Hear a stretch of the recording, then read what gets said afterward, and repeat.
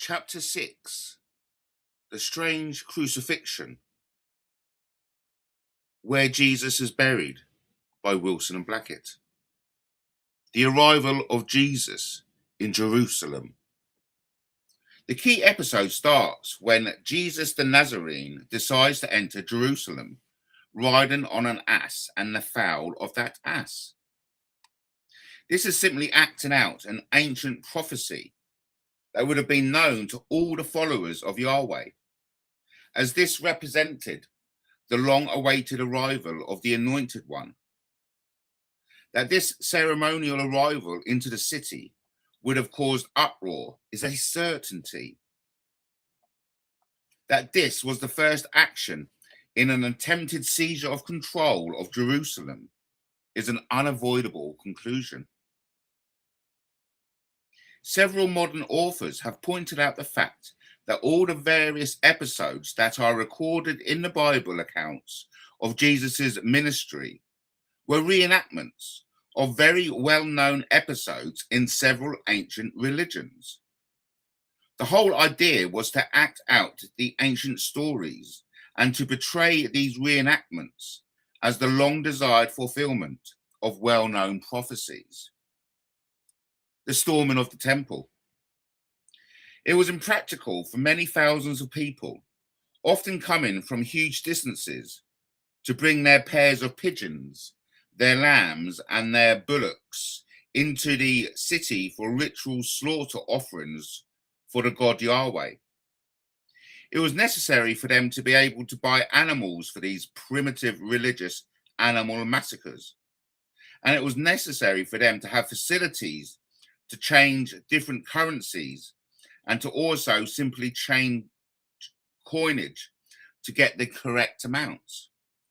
The stench of large-scale animal slaughter must have been appalling.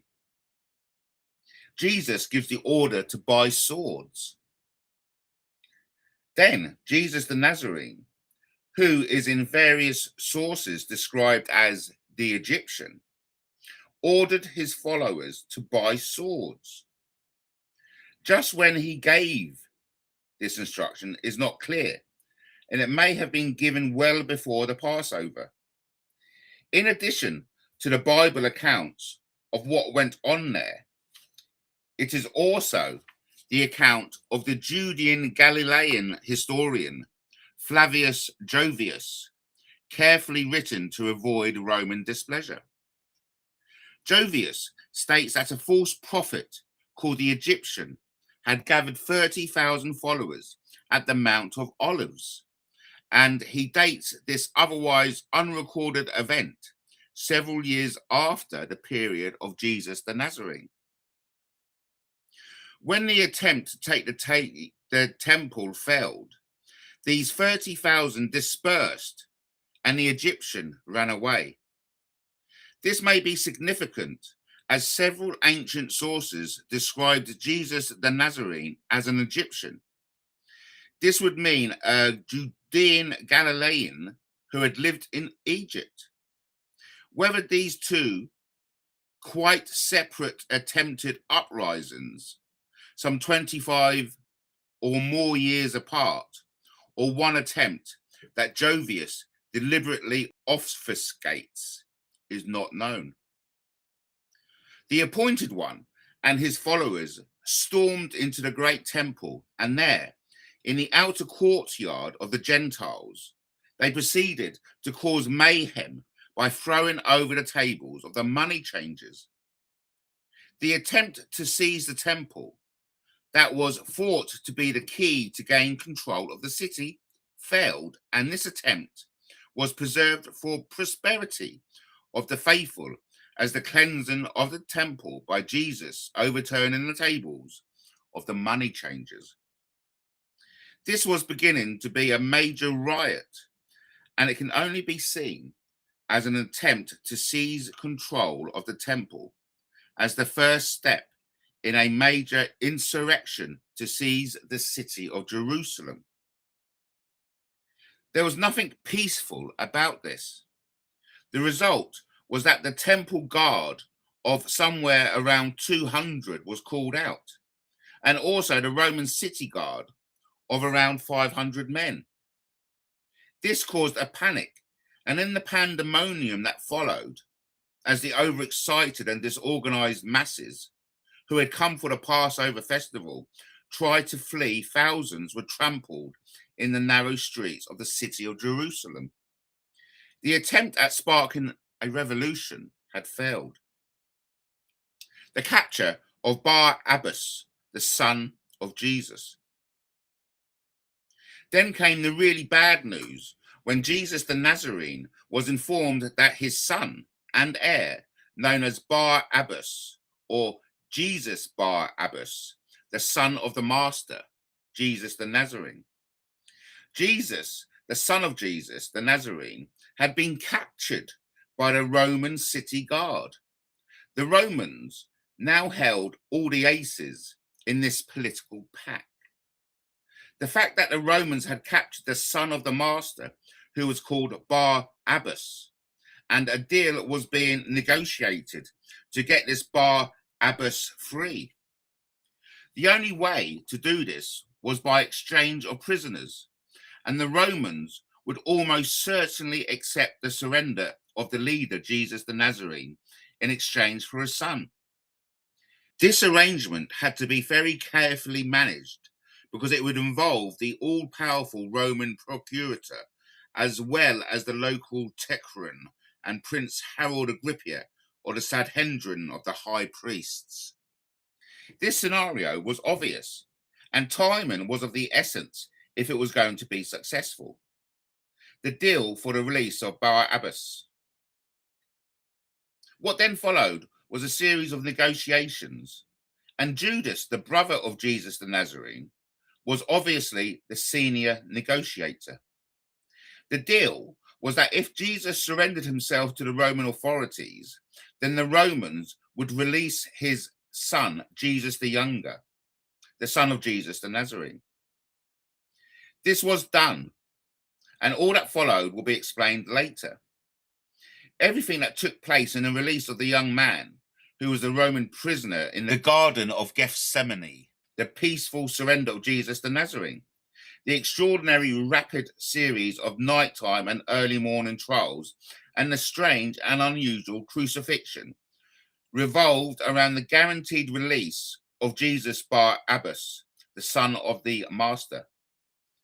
The Gospels record how a young man clothed in a sheet was allowed to run away from the garden when Jesus was arrested. The role of Judas.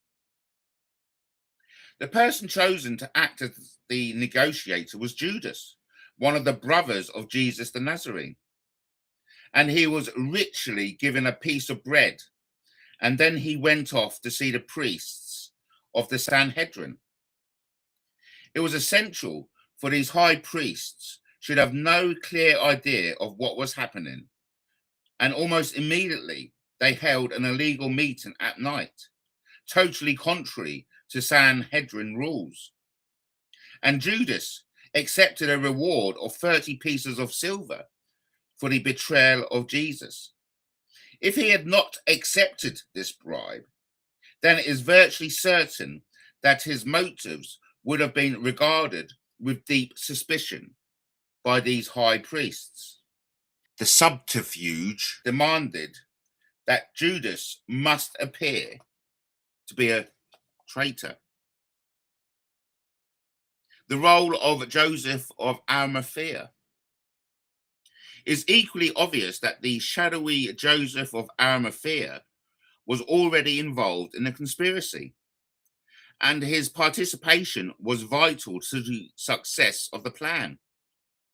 He was friendly with Pontius Pilate, the Roman procurator, and Pontius Pilate wanted no further trouble in Jerusalem or in Judea in general, as he was not liked by the Emperor Tiberius. If the matter of what was inescapable, one of insurrection against Rome, could be resolved quickly and quietly, then it would be precisely what Pontius Pilate required. So the plot thickens, and when Jesus and his disciples gathered for the famous Last Supper, it is known there were some highly significant statements. First, Jesus informed the gathering that one of them was to betray him and that he was going to select the person who was to betray him by giving him a piece of bread. The dialogue makes it clear that most of the assembled disciples did not have a clue of what was going on. Peter certainly had no idea, and this puzzled recorded questions show. It appears that only the inner circle of Jesus and his brothers knew of the negotiations. In the event, Jesus selected his brother Judas to go off and negotiate with the high priests of the Sanhedrin and the Roman procurator. The gathering at the Mount of Olives. It is then obvious that the remnant of the followers of the Anointed One gathered at the Mount of Olives. And in all of this, it must be remembered that Jesus the Nazarene ordered his followers to sell their belongings and to buy swords.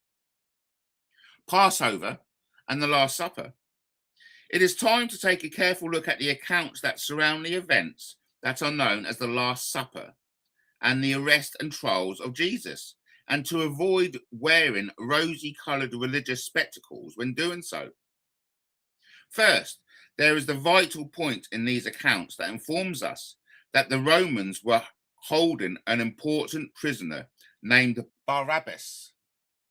And as Bar means son of and Abbas means the master, we have the son of the master as Jesus the Nazarene, being held prisoner by the Romans in Jerusalem. This is the critical fact around which everything else revolves. When the Judean Benjamite nation gathered for the annual celebration of the Passover, huge numbers of Judeans assembled at Jerusalem, the site of the great temple of Yahweh.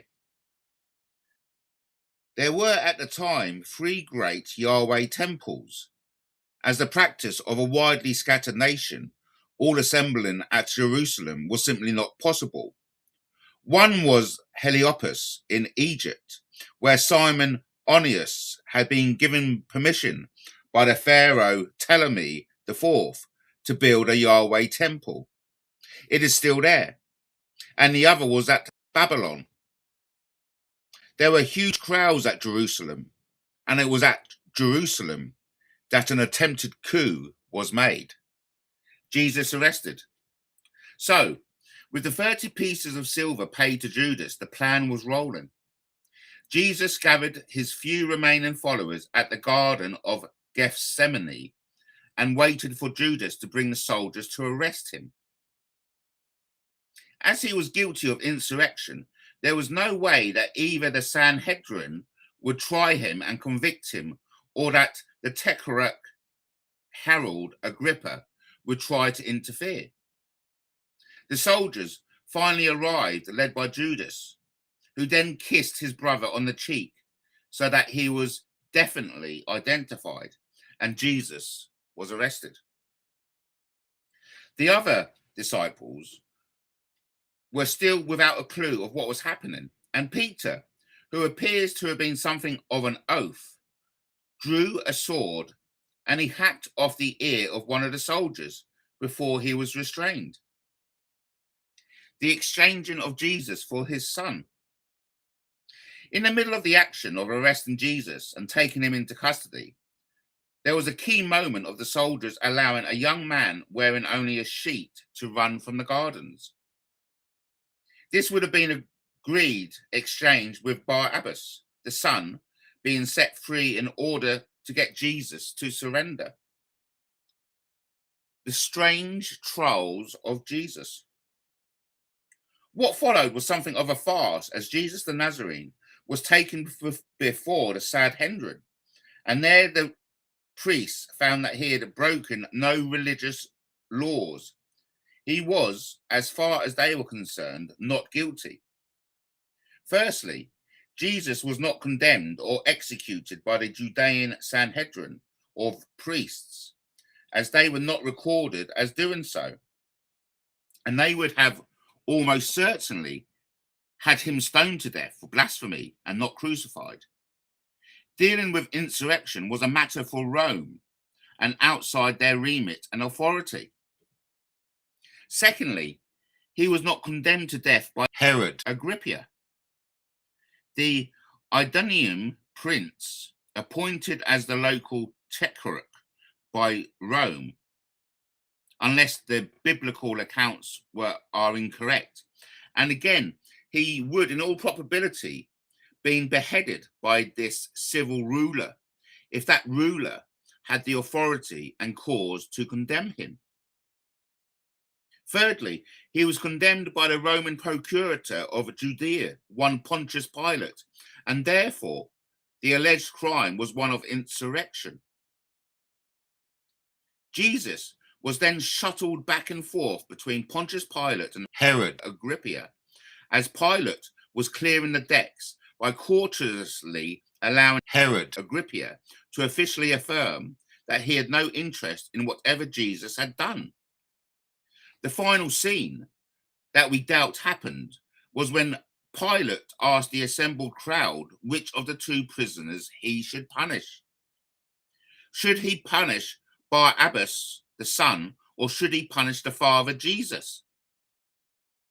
Agitators in the crowd, who were there to make certain that the plot should succeed, shouted and demanded that Bar Abbas should be set free and that Jesus must be the one to be punished, which was precisely what Jesus and his close associates wanted.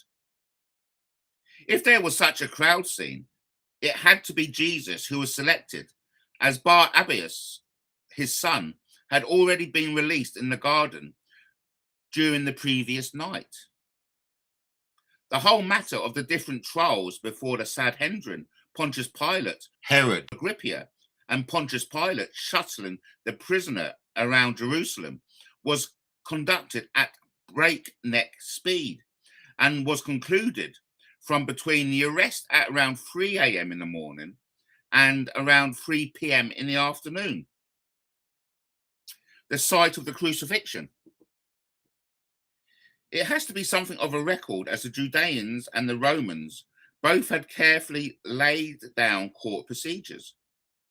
Joseph of Arimathea must have been extremely busy, as he had already arranged that the execution by crucifixion was to take place in his garden, where there was his own newly excavated cave-like tomb. He must have made this arrangement with Pontius Pilate before the sentence of death by crucifixion was passed by Pilate. Essenes prepared the tomb.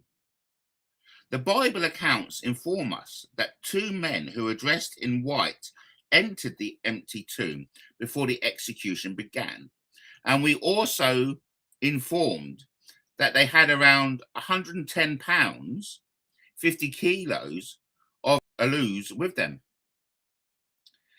The Essene community always wore white, and they were known as doctors, and aloes are a known cure for bruising, so it is highly unlikely that they were undertakers.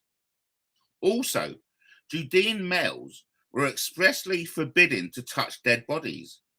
It is abundantly clear that these two men who were inside the tomb waiting for a badly bruised and injured living man to be brought into the empty tomb. The cruelty of crucifixion. The cruel and disgusting practice of crucifying victims who had offended rulers or those convicted of the crimes of insurrection or who had committed similar crimes was centuries old before the time of Jesus the Nazarene. The condemned man was scourged and very painfully flogged. Then he was required to carry the crossbeam that he was to be fastened to the place of execution. He had then been badly beaten by the Roman soldiers, who were no doubt angry at having to quell a serious riot and then to spend the night arresting this man and shunting him back and forth across the city all morning and afternoon. So Jesus was unable to carry the crossbeam, and a man named as Stephen was pulled out of the crowd and made to carry the timber. Crucifixion was the punishment for insurrection. In Rome, it was a severe punishment that was made even more painful by nailing the victim who had committed a military offense to a cross or pole, rather than by tying or strapping her arms and legs to the cross or pole with ropes or leather thongs. Nailing was generally specifically reserved for offences committed by members of the military or for those guilty of insurrection. In 135 BC, a slave revolt in Sicily was led by one Unus, who persuaded around 200 slaves to revolt from the misery of the mines. Unus had the stage magician's trick of filling a hollowed out nut with inflammable oil, of then breathing it out as fire. His revolt soon attracted greater numbers of desperate slaves, and his army numbered around 50,000 men, and he actually held all Sicily. Several Roman armies were defeated in the field by the desperate slave army before they were finally defeated. Then, several thousand of the rebellious slaves who clearly thought that fighting and perhaps dying was better than slavery were crucified. Later, in 65 BC, a second slave revolt was led by the better-known Spartacus, and again Roman armies were defeated by the escaped gladiators and slaves. Spartacus had to hide in wooden regions until his army grew to over 10,000 men, and it was not until they had divided their forces against the wishes of Spartacus that the Romans under Crassus were able to defeat them in 71 BC. Again, several thousand of the surviving captured slaves were crucified. Their crime had been insurrection. The Persian emperors had crucified wrongdoers and criminals as early as 400 BC, and so the practice of crucifixion as a punishment was well known, and the sentence and execution of Jesus the Nazarene can be compared with what is generally researched and known. Roman procurators in Judah in Nero's reign crucified thousands of people, and the records blandly state that there was a shortage of timber to carry out these gruesome executions. The location of the crucifixion. 3 of the 4 Gospels chosen by the later church state that the execution was viewed from afar, and the 4th Gospel specifically states it was carried out close to a garden where there was a newly carved out tomb. Therefore, it was on private property. A good case has been made that the crucifixion took place in the valley, nowhere near the favourite guessing site that pilgrims visit today. The size of the cross. The other debatable matter is the size of the cross used in his crucifixion. The Romans did not waste timber, and efforts in crucifying anyone, and the upright of the cross was probably around 7 feet or just over 2 meters tall. All that was required was to get the victim's feet off the ground, and 6 inches, 15 centimeters, would be enough. The same applies to the cross beam, and that would only need to be 4.5 or 5 feet long to get the victim's arms out and strapped or nailed to the crosspiece. The idea of a massive, tall piece of timber raising the condemned man high above the heads of the onlookers is almost certainly another piece of religious fiction. Secrecy. The fact that the crucifixion took place in as private garden makes it an almost secretive and private affair. And as none of the disciples of Jesus the Nazarene were present at his execution, this would appear to be the case.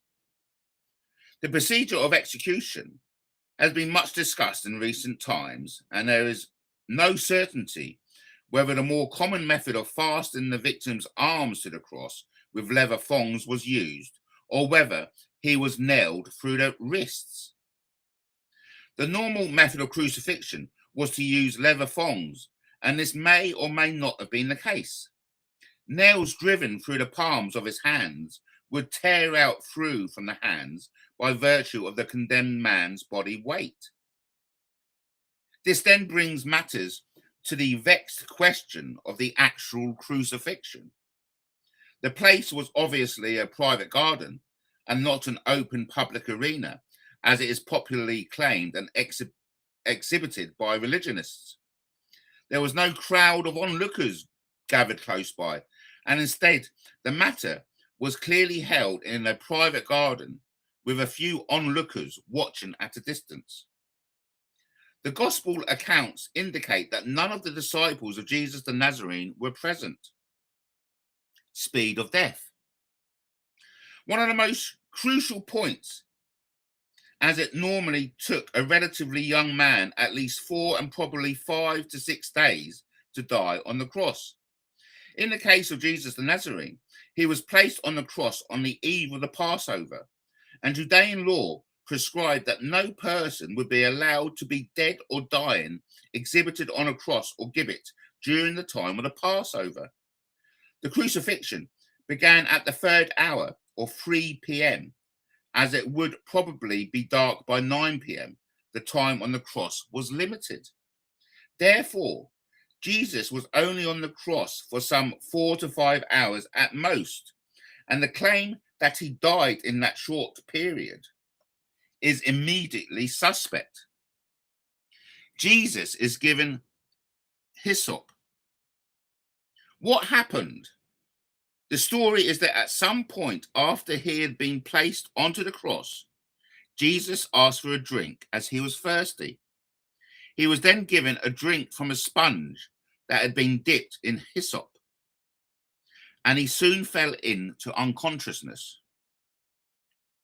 Hyssop is a well-known concoction that is laced with opium, and this draught given to Jesus appears to have been heavily laced with opium.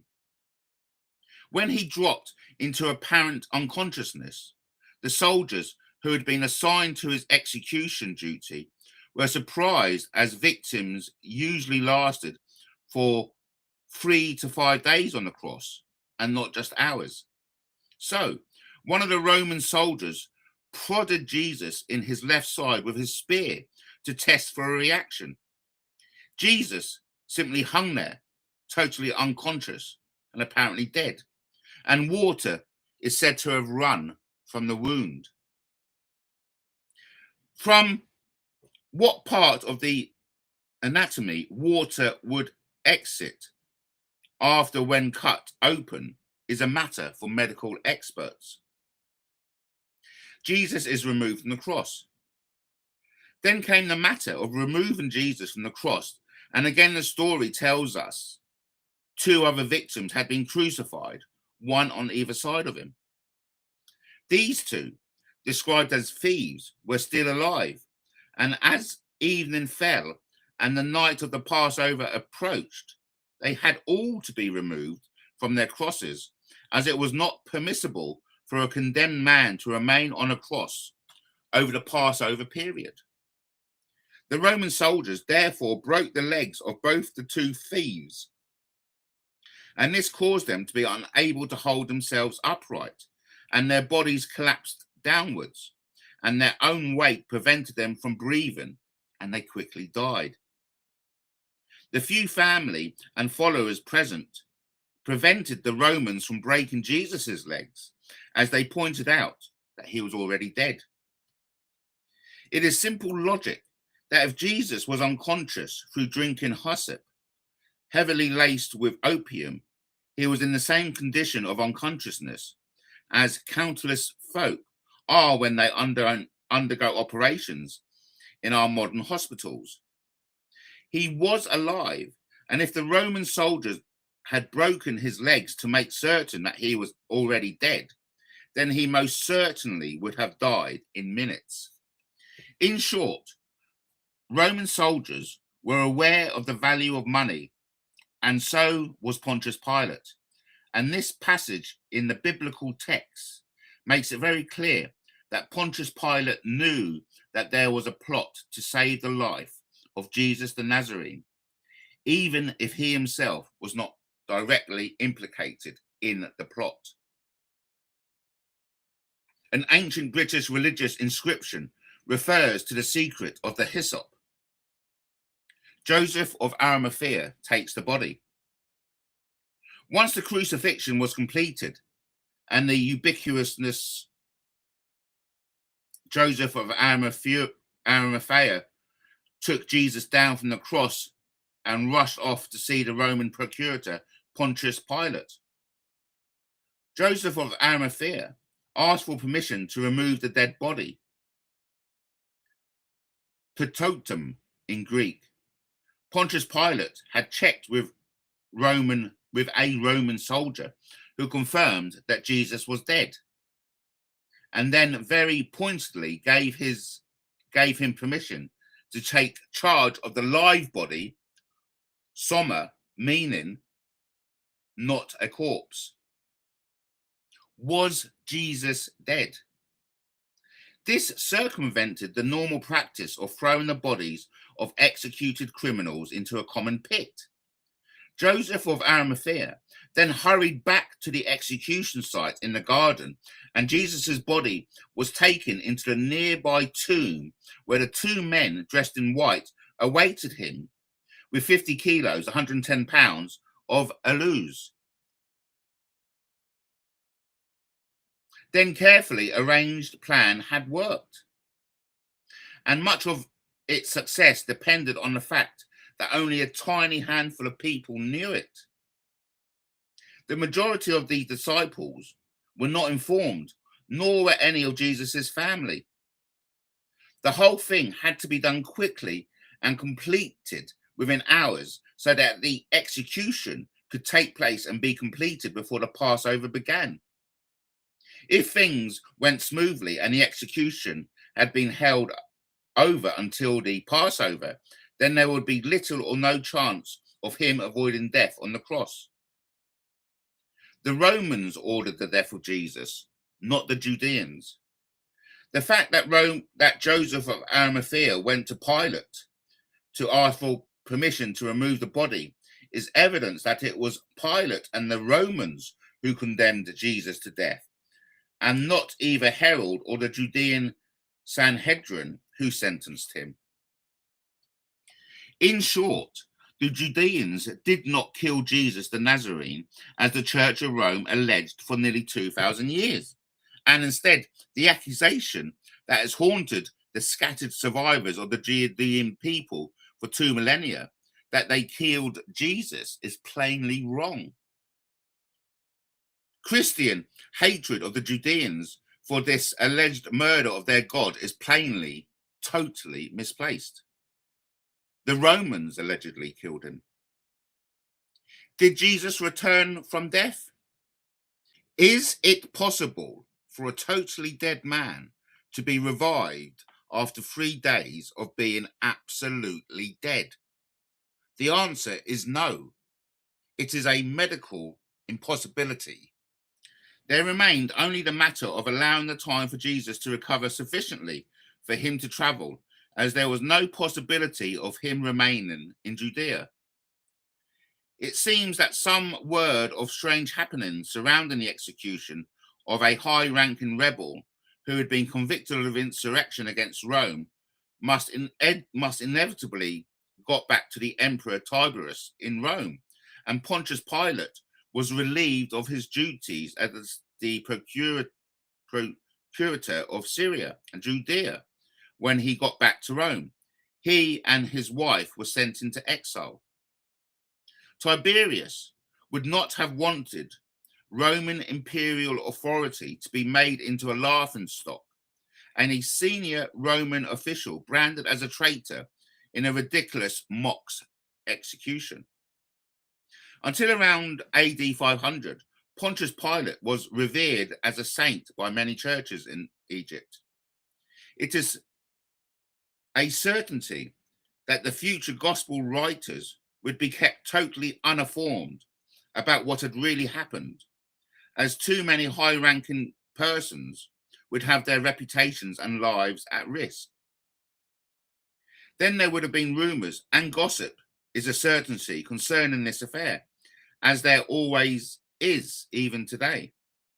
An empty tomb would have taken quite some explanation to the more hard-headed and realistic amongst the authorities who were not directly involved. The idea of the resurrection was the quite logical outcome when several years later the strange Saul Paul became involved. The resurrected Jesus leaves the disciples. The explanation that was introduced was that when the resurrected Jesus, the Nazarene, finally decided to bid farewell to his disciples, he was at a street corner just outside Jerusalem, and it is alleged that he simply became enshrouded in mist, and apparently he floated upwards into heaven. Of all the many quite impossible miracles that are listed in these gospel texts, this has to be the most impossible. And again, it staggers the imagination that anyone can believe it. The truth and reality have a hard time when confronted by faith. This does not devalue the teachings of Jesus the Nazarene, the departure of the Holy Family. It was inevitable that this anointed family, known as the Holy Family, had to be then allowed to leave Judea. And this is when and where the story moves to Britain, around AD 36. In the current crisis in the Roman Church, it is worth noting that St. Peter was obviously married, as evident in Matthew 8:14, Mark 1:29, and Luke 4:38, which refer to Jesus the Nazarene going to Peter's house and healing Simon, Peter's sick mother-in-law. As noted on page 3, rabbis had to be married. Summary of the events around the crucifixion. Tiberius and Sejanus. In AD 33, when this crucifixion drama almost certainly took place, the Roman Empire was to all intents and purposes being run by the Etruscan Sejanus, and the Emperor Tiberius was on a permanent holiday in his palace in the Isle of Capri. Pontius Pilate was another Etruscan, was again a friend of Sejanus. In order to preserve peace and some measure of tranquility in Judea, and at the same time to maintain the dignity Roman rule, it appears that Pontius Pilate went along with a scheme that involved an unprecedented flurry of judicial activity. When, with Jesus being arrested in the early hours of the morning, and his son Abbas being released and allowed to run away, and then a succession of trials with Jesus being rapidly shuttled back and forth between the Judean Sanhedrin of priests and the Idumean King Agrippa and Pontius Pilate himself. A quick crucifixion of convenience. The result was a late afternoon conviction of Jesus the Nazarene by Pontius Pilate on the eve of the Passover festival, and a condemned man being quickly crucified. All this was necessary in order to get the matter over before the Passover festival began, and the condemned Jesus was only on the cross for 3 to 4 hours, whereas it usually took somewhere between 3 to 5 days for a person to die by crucifixion. The start of the Passover festival began at nightfall, so it was necessary by Judean law to remove the condemned person from the cross, whether he was dead or still alive. Clearly, Jesus the Nazarene was either still alive and drugged with hyssop, rendering him unconscious, or he was dead and somehow later resurrected. Jesus flees to Britain. As Jesus the Nazarene definitely needed to get out of the Roman Empire after the subterfuge, it becomes obvious that he came to Britain, where the 10 tribes of Israel dwelt, accompanied by some of the 2 tribes of Judea and Benjamin, who had been caught up in the mass Assyrian deportations of 500 BC. The entire Holy Family would have followed the well-known trade route across the Mediterranean to Marseilles and then north up the River Rhone, and then a few miles west to the River Loire and west down to the river to Bordeaux. And finally, they took ship to Britain, safely outside the Roman Empire. It is difficult to know what the controversy is all about. The invention of a resurrection. When Jesus the Nazarene was seen by close family members and followers after the crucifixion, it was necessary to state that he had somehow miraculously returned to life after being dead for 3 days. Restoring life to a corpse after being 3 days dead is a total medical impossibility. It is again logical that the plot to extradite Jesus from the predicament that he was in was only known to a very small number of persons, probably only Joseph of Arimathea, some of Jesus's brothers, and of course the 2 Essene medical experts who hid themselves in the tomb in the garden before the crucifixion took place. The reaction of Tiberius. Tiberius heard of many things, including the tale of a notable Judean who had been condemned and then been rescued from execution, and it is a safe bet that they had Sejanus executed. As Pontius Pilate was a friend of Sejanus, and then his career as the procurator of Judea came to an abrupt end, Pilate was summoned back to Rome and punished by being exiled to a small island. It is a certainty that Tiberius would have not believed in any miraculous resurrection story, and he certainly punished Pontius Pilate and his wife by sending them both into exile. The start of Roman persecution in Britain. That is why there is a grave for El-Ner, the son of Ner in Cumric Wales, was recorded in the Ancient Songs of the Graves, chapter 13. At this stage, it has to be stated that the claims made by the ancient British royal and noble families of a direct ascent or direct descent from El-Ner, the Holy Family of Jerusalem, was multitudinous. In the Harrian MSS 3859, where in circular AD 920, the various linked descendants of Owen, the king of Howell Dar, were set out in 34 listings, the major lists make very direct claims of a descent from Anna, the daughter or wife of Bella Moore and the Holy Family. The same claims are made in list number 10 of this manuscript.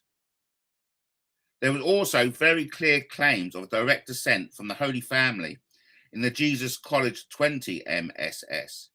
That is another of Britain's most revered ancient texts. That these claims of a direct descent from the Holy Family were very well known is illustrated by the fact that these claims proliferate down through the centuries are generations of Cumric bards and scholars, all copied and recopied the ancient texts in the same way as Israel and Judean peoples recorded and recopied their ancient traditional and biblical texts. This can be shown in the records of the Glamorgan histories of the 18th century. That is why the whole history of ancient Britain and the British nation that is faithfully preserved in Cymric Wales has been attacked by the Roman Catholic Church since that church gained a foothold in eastern Britain in AD 597, and the assault is still ongoing. Please excuse the poor pronunciation of the words used in this presentation. Thank you for your attention. Subscribe to Matt Taylor TV, and you will enter heaven.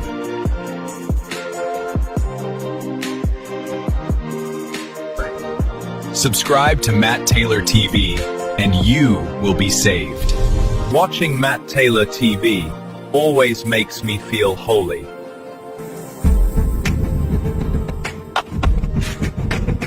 Watching Matt Taylor TV is my naughty secret. Just don't tell my daddy.